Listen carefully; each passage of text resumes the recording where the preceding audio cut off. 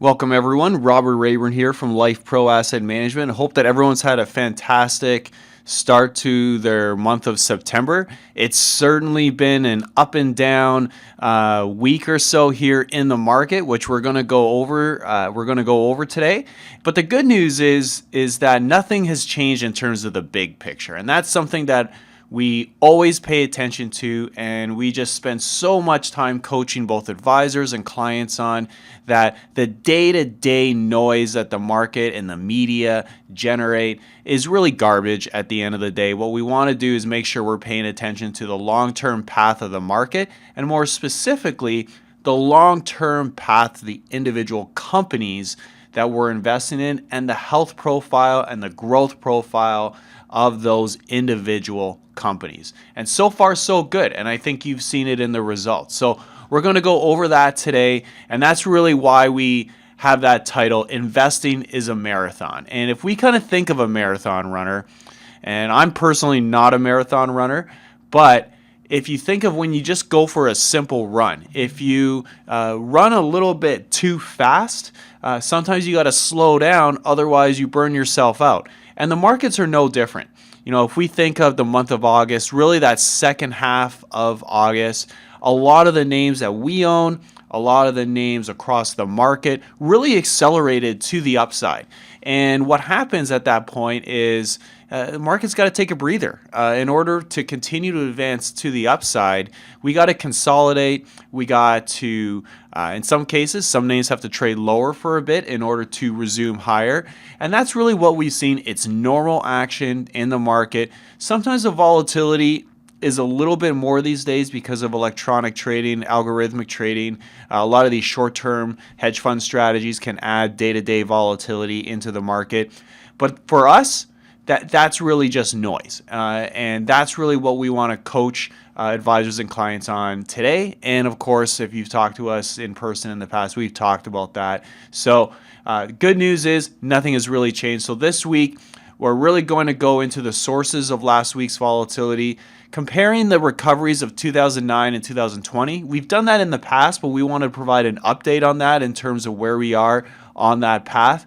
And is it too late to invest? So we'll go over that, all of those pertinent questions here today. Quick performance update as of September 9th here. We are up over 60.08% despite all of that volatility. If we kind of think of both the advances of the first half of last week, then the decline of the second half of last week, we're basically flat. So it was a weird way to be flat, but we were flat. And if we look at that 60.08%, we've actually added to our outperformance over the S&P 500 during this time of volatility.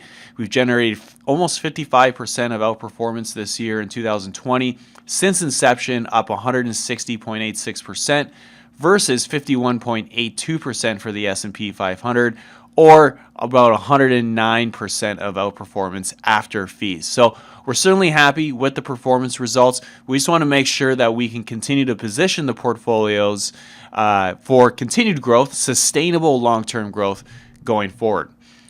Last week, really at the end of the day, what happened was the names that have performed the best over the last 12 months had to pay the piper a little bit.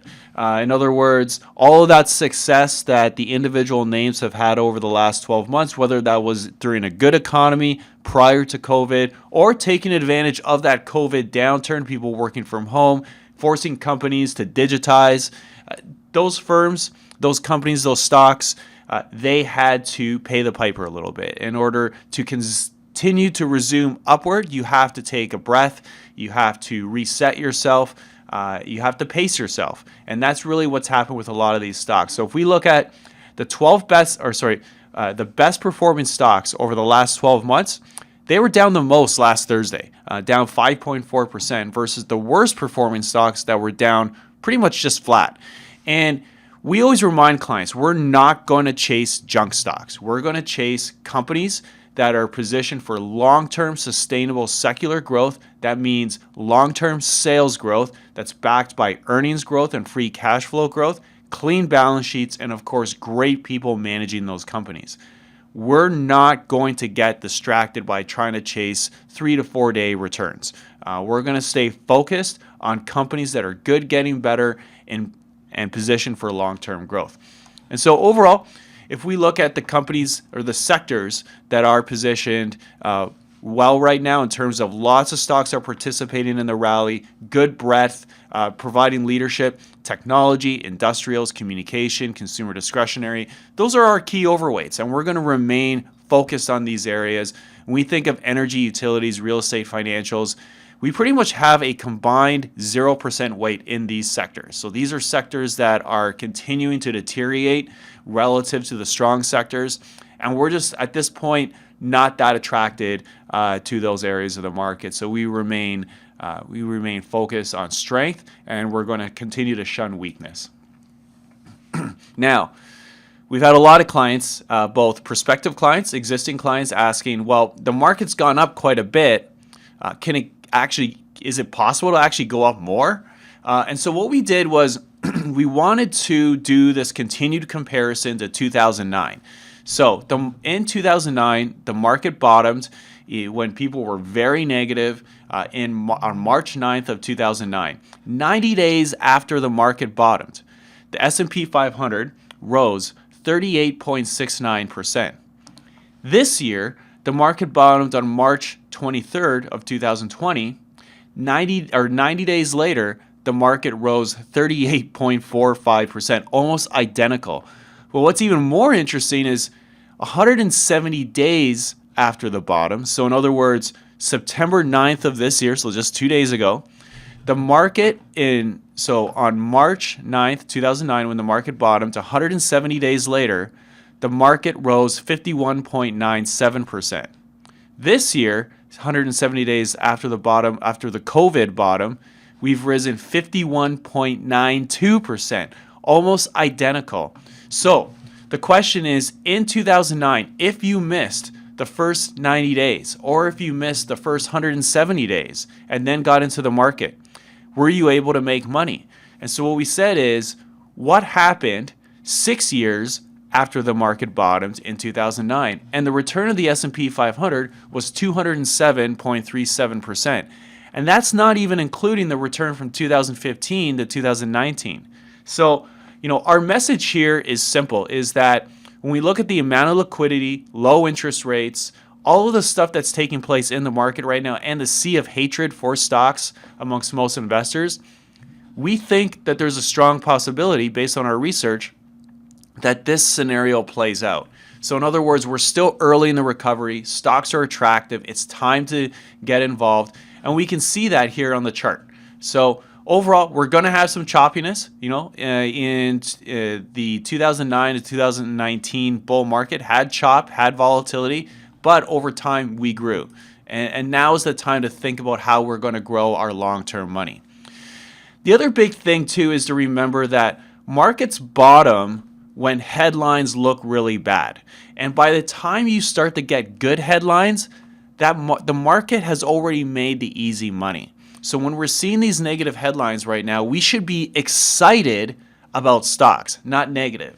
So when we think of in World War II, the market bottomed just not when the U.S. won World War II, in other words, not D-Day or afterward, but it bottomed when the U.S. just started to fight back. In other words, the U.S. Launched air raids on Tokyo, those Doolittle raids.